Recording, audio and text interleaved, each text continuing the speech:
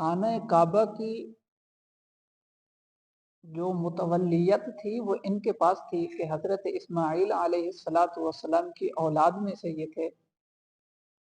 حضرت ابراہیم علیہ السلام نے خانہ کعبہ کو تعمیر فرمایا۔ روایتوں میں یہ ہے کہ اصل میں سب سے پہلے حضرت آدم علیہ السلام نے اس کو بنایا تھا۔ حضرت آدم علیہ السلام نے اس کو بنایا تھا، پھر اس کے آثار معدوم ہو گئے، ختم ہو گئے تھے۔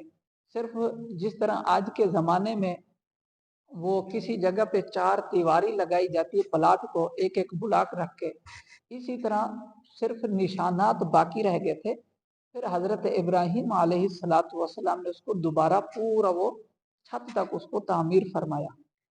تو حضرت ابراہیم علیہ السلام کی اولاد حضرت اسماعیل، پھر اسی لڑی میں سے اور جتنے آپ کی اولاد نسل تھی حضرت اسماعیل کی، اسی لڑی میں یہ خانہ کعبہ کی متولیت چلتی ہے، یعنی خانہ کعبہ کی خدمت، اس کی دیکھ بھال، وہاں پر طواف کرنے والے حاجی آنے والے ان سب کی خدمت، ان کا خیال وغیرہ کرنا انہی کے پاس تھی۔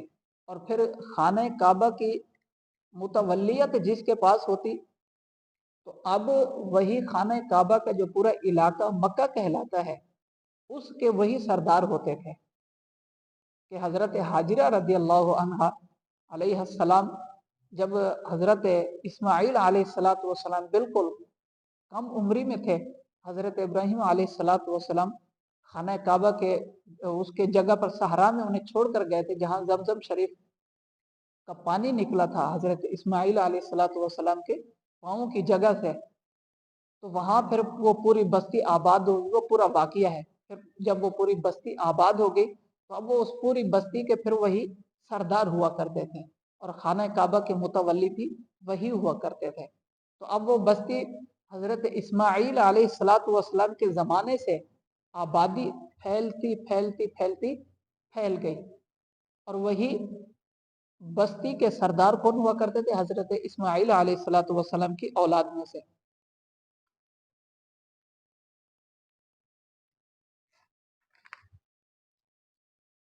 حضور صلی اللہ علیہ وسلم کے خاندان آپ کو ہاشمی کہا جاتا ہے، نبی پاک صلی اللہ علیہ وسلم کو۔ اور ہاشم بھی حضرت قصی جو آپ کے پچھلے خاندان میں سے تھا، ان کے ایک بیٹے تھے، ان کا اصل نام عمرو تھا، اور اس کے رتبے کی وجہ سے اس کو لوگ عمرو العلا کہتے تھے۔ لوگ اس کو کیا کہتے تھے؟ عمرو العلا۔ نہایت مہمان نواز تھے، ان کا دسترخوان ہر وقت بچھا رہتا تھا۔ ایک سال قریش میں سخت قحط پڑا، یہ ملک شام سے خشک روٹیاں خرید کر ایام حج میں مکہ پہنچے اور روٹیوں کا چورا کر کے اونٹوں کے گوشت کے شوربے میں ڈال کر شرید بنایا اور لوگوں کو پیٹ بھر کر کھلایا۔ اس دن سے ان کو ہاشم روٹیوں کا چورا کرنے والے کہا جانے لگا۔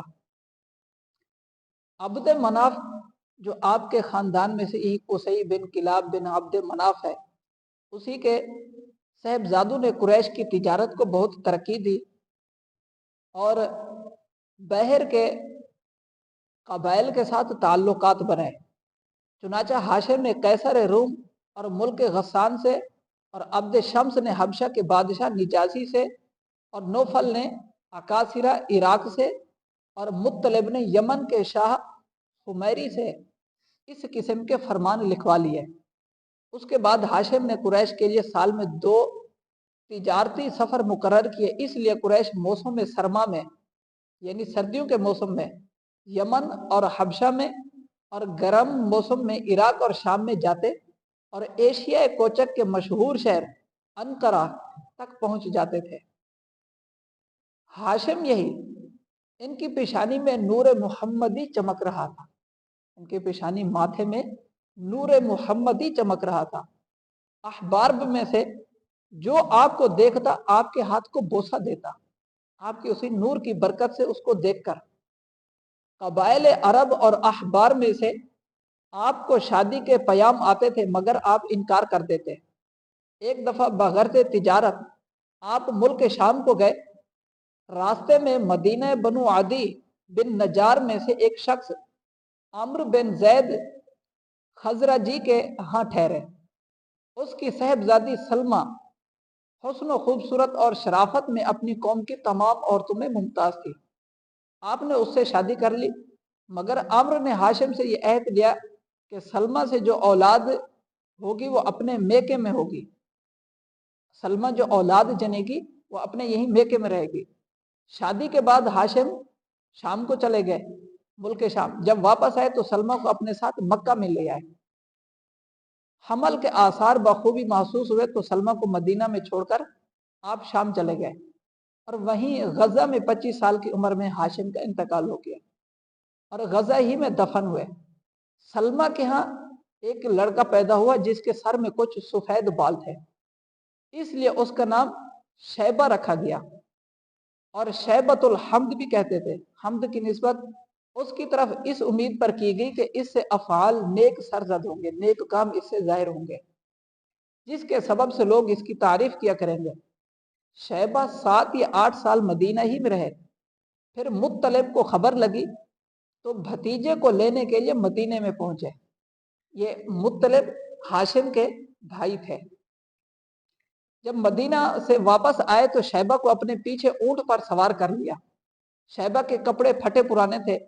جب چاشت کے وقت مکہ میں داخل ہوئے تو لوگوں نے مطلب سے پوچھا کون ہو، اور یہ تمہارے ساتھ، بلکہ ان کو تو جانتے تھے، پوچھا یہ کون ہے؟ مطلب نے کہا یہ میرا عبد ہے، یعنی غلام۔ اس وجہ سے شیبہ کو عبد المطلب کہنے لگے۔ کس کو؟ شیبہ کو کیا کہنے لگے؟ عبد المطلب۔ اور عبد کا معنی غلام ہوتا ہے، عبد کا معنی کیا ہوتا ہے؟ غلام۔ اور انہوں نے کیا جواب دیا کہ یہ میرا عبد ہے، عبد المطلب۔ آج جو نام بہت مشہور ہے، تو ہاشم کے جو دوسرے بھائی مطلب تھے وہ ہاشم کے بیٹے کو لے کے آئے جس کا نام شیبہ تھا، اس کا نام پھر عبد المطلب پڑ گیا۔ وجہ تسمیہ میں بعضوں نے اور بھی قول نقل کیے ہیں کہ عبد المطلب کہنے کی وجہ تسمیہ کیا ہے۔ مطلب جو ان کو لے کے آیا تھا، اس مطلب کے بعد اہل مکہ کی ریاست عبد المطلب کو ملی، وہی جس کا اصل نام شیبہ تھا، اور رفادیت و سقائیت ان کے حوالے ہوئی۔ رسول اللہ صلی اللہ علیہ وسلم کا نور ان کی پیشانی میں چمک رہا تھا، وہی عبد المطلب جو بعد میں بنے۔ ان سے کستوری کی سی خوشبو آتی تھی، سبحان اللہ۔ جب قریش کو کوئی حادثہ پیش آتا تو عبد المطلب کو کوہ شیبہ پر لے جاتے اور ان کے وسیلے سے بارگاہ رب العزت میں دعا مانگتے، اور ایام قحط میں ان کے واسطے سے طلب باران کرتے، یعنی بارش طلب کرتے، اور وہ دعا قبول ہوتی۔ عبد المطلب پہلے شخص ہیں جو تحنث کیا کرتے تھے، یعنی ہر سال ماہ رمضان میں کوہ ہیرا میں جا کر خدا کے گیان و دھیان میں گوشہ نشین رہا کرتے تھے، اللہ تعالی سے، جیسے اس کو آج کے زمانے میں مراقبہ کہا جاتا ہے۔ تصورات میں بندہ، وہ موحد تھے۔ وہ کیا تھے؟ موحد۔ موحد مانا ایک اللہ کو ماننے والے۔ شراب اور زنا کو حرام جانتے تھے، نکاح محارم سے اور بحالت برہنگی طواف کعبہ سے منع کرتے تھے، بچیوں کے قتل سے روکتے تھے، چور کا ہاتھ کاٹ دیتے تھے، بڑے مستجاب دعوات تھے، یعنی ان کی دعائیں قبول ہوا کرتی تھی، اور فیاض تھے، اپنے دسترخوان سے پہاڑیوں کی چوٹیوں پر پرندے چرندوں کو کھلایا کرتے تھے، اس لیے انہیں مطعم الطیر، یعنی پرندوں کو کھلانے والا بھی کہتے ہیں۔ یہ سب کچھ نور محمدی کی برکت سے تھا، کہ نور محمدی ان کے اندر موجود تھا، تو اس لیے آپ موحد تھے، نہ بتوں کے آگے جھکتے تھے، نہ شراب کے قریب جاتے تھے، اور نہ ہی کوئی اور قبیح افعال سرزد ان سے ہوتا تھا۔ عبد المطلب نے چاہے زمزم کو نئے سرے سے کھدوا کر درست کیا۔ عبد المطلب نے نئے سرے سے چاہے زمزم، یعنی کنویں زمزم کو نئے سرے سے کھدوا کر درست کیا۔ اس کا قصہ یوں ہے کہ حضرت اسماعیل علی نبینا و علیہ الصلوۃ والسلام کے بعد کعبہ کی تولیت یعنی متولیت نابت بن اسماعیل کے سپرد ہوئی. نابت کے بعد اس کا نانا متولی ہوا. جب بنو جرہم حرم شریف کی بے حرمتی کرنے اور کعبے کے مال اپنے خرچ میں لانے لگے تو بنو بکر بن عبد مناف بنی کنانہ اور خزائی نے ان کو مکہ سے یمن کی طرف نکال دیا. اس وقت سے خزاع متولی ہوئے. خزاع کے جو قبیلے والے تھے وہ متولی ہوئے.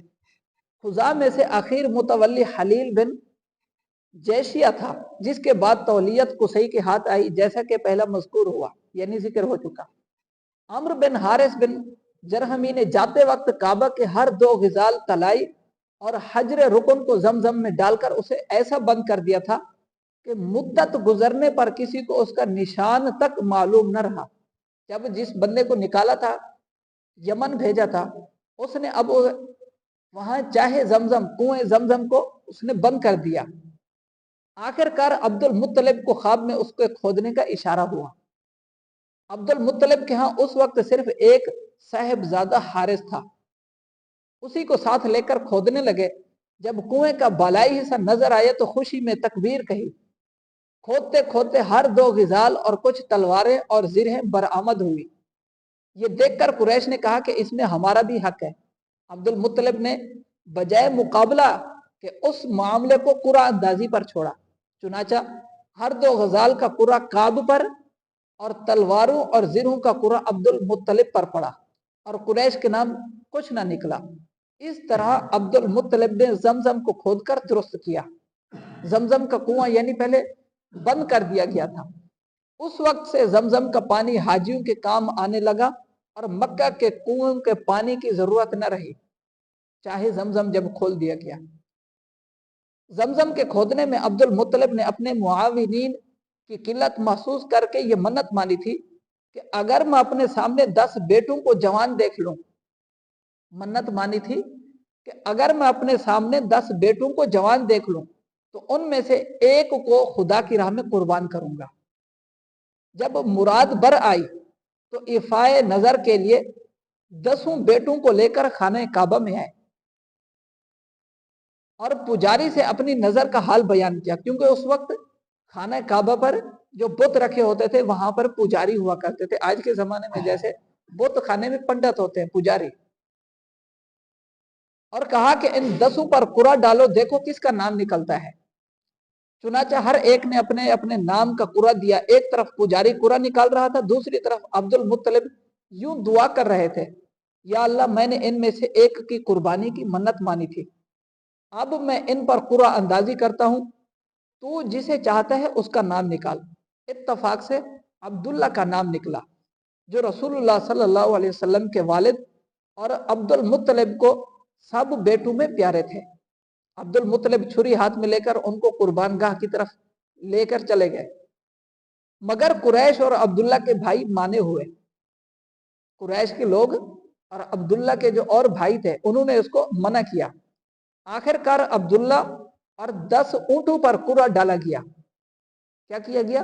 اب یہ قرعہ ڈالا گیا کہ ایک طرف 10 اونٹوں کا نام رکھا ایک طرف عبداللہ کا کہ ان 2 میں سے جس کا نام نکلے گا اب اس کو قربان کیا جائے گا. مگر نتیجہ وہی نکلا. بڑھاتے بڑھاتے 100 اونٹوں پر نوبت پہنچی تو قرعہ اونٹوں پر نکلا. چنانچہ عبد المطلب نے 100 اونٹ قربان کیے اور عبداللہ بچ گئے. اسی واسطے سے حضرت صلی اللہ علیہ وسلم نے فرمایا انا ابن ذبیحین. نبی پاک نے فرمایا انا ابن ذبیحین یعنی میں 2 ذبیح کا بیٹا ہوں. کیسے؟ ایک عبداللہ اور ایک اسماعیل. حضرت اسماعیل کو حضرت ابراہیم ذبح کرنے والے تھے اور عبداللہ کو عبد المطلب. تو اب نبی پاک نے فرمایا انا ابن ذبیحین میں 2 ذبیحوں کا بیٹا ہوں 2 ذبیح کا جو اللہ کے لیے قربان ہو رہے. جب عبد المطلب اونٹوں کی قربانی سے فارغ ہوئے تو عبداللہ کی شادی کی فکر ہوئی.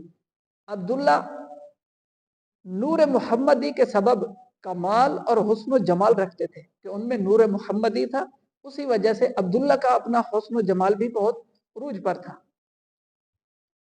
قضیہ ذبیحہ سے مشہور ہو گئے، قریش کی عورتیں ان کی طرف میل تھی، مگر اللہ تعالیٰ نے ان کو پردہ عفت و عصمت میں محفوظ رکھا۔ عبد المطلب ان کے لیے ایسی عورت کی تلاش میں تھے جو شرف و نسب اور حسب اور عفت میں ممتاز ہو، اس لیے وہ ان کو بنو زہرہ کے سردار، بنو زہرہ جو قبیلہ تھا، بنو زہرہ کے سردار وہب بن عبد مناف بن زہرہ بن کلاب بن مرہ کے ہاں لے گئے۔ وہب کی بیٹی آمینہ زہریہ قریشیہ نسب اور شرف میں قریش کی تمام عورتوں سے افضل تھی۔ عبد المطلب نے وہب کو عبداللہ کی شادی کا پیغام دیا اور وہیں عقد ہو گیا۔ بعض کہتے ہیں کہ آمینہ اپنے چچا وہب کے پاس رہتی تھی۔ عبد المطلب نے وہب کو پیغام دیا اور نکاح ہو گیا۔ اسی مجلس میں خود عبد المطلب نے وہب کی صاحبزادی حالہ سے شادی کی۔ عبد المطلب کے ہاں بقول ابن حشام 5 بیویوں سے 10 بیٹے اور 6 بیٹیاں پیدا ہوئی، جن کی تفصیل یوں ہے۔ اچھا، تفصیل اس کے لیے ابھی وقت نہیں ہے، ہم آگے اس کو چلاتے ہیں۔ جب نور محمدی حضرت آمینہ کے رحم مبارک میں منتقل ہو گیا تو کئی عجائبات ظہور میں آئے۔ اس سال قریش میں سخت قحط سالی تھی، پہلے قحط سالی تھی۔ اس نور کی برکت سے زمین پر جا بجا رویدگی کی مخملی چادریں نظر آنے لگی، درختوں نے اپنے پھل جھکا دیے اور مکہ میں اس قدر فراخ سالی ہوئی کہ اس سال کو سنۃ الفتح والابتہاج کہنے لگے۔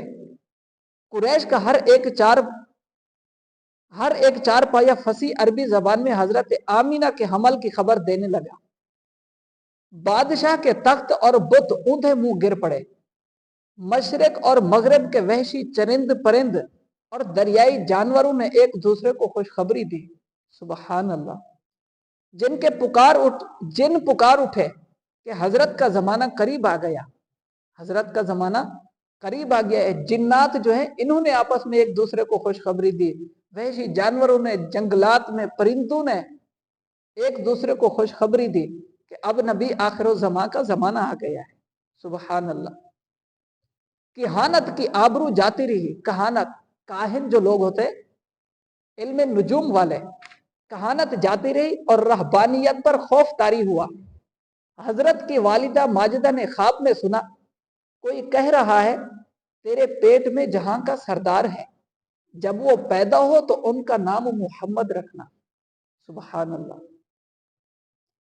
حضرت عبداللہ کی وفات، جب قول مشہور کے موافق حمل شریف کو 2 مہینے پورے ہو گئے تو حضرت کے دادا عبد المطلب نے آپ کے والد حضرت عبداللہ کو مدینہ میں کھجوریں لانے کے لیے بھیجا۔ حضرت عبداللہ وہاں اپنے والد کے ننیحال بنو عدی بن نجار میں 1 ماہ بیمار رہ کر انتقال فرما گئے اور وہیں دار نابغہ میں دفن ہوئے۔ بعض کہتے ہیں کہ حضرت عبد المطلب نے حضرت عبداللہ کو تجارت کے لیے ملک شام بھیجا تھا اور واپس آتے ہوئے مدینہ میں بنو عدی کے ہاں ٹھہرے اور بیمار ہو کر یہیں رہ گئے۔ حضرت عبداللہ کا ترکہ ایک لونڈی ام ایمن برقہ حبشیہ اور 5 اونٹ اور کچھ بکریاں تھیں۔ واقعہ اصحاب الفیل، تولد شریف سے 55 دن پہلے یعنی ولادت سے 55 دن پہلے ایک واقعہ پیش آیا جو اصحاب فیل کا واقعہ کے نام سے مشہور ہے۔ اس واقعے کی کیفیت بطریق اختصار مختصر یوں ہے کہ اس وقت شاہ حبشہ کی طرف سے ابرہہ یمن کا گورنر تھا۔ یمن پر اس وقت جو بادشاہ تھا اس کا نام ابرہہ تھا۔ اس نے شہر صنعاء میں ایک کلیسا بنایا، کلیسا جہاں پہ عیسائی عبادت کرتے ہیں، اور شاہ حبشہ کو لکھ دیا، شاہ حبشہ کو لکھا میں نے آپ کے لیے ایک بے نظری کلیسا بنوایا ہے، میں کوشش کر رہا ہوں کہ عرب کے لوگ آئندہ خانہ کعبہ کو چھوڑ کر یہیں حج اور طواف کیا کریں۔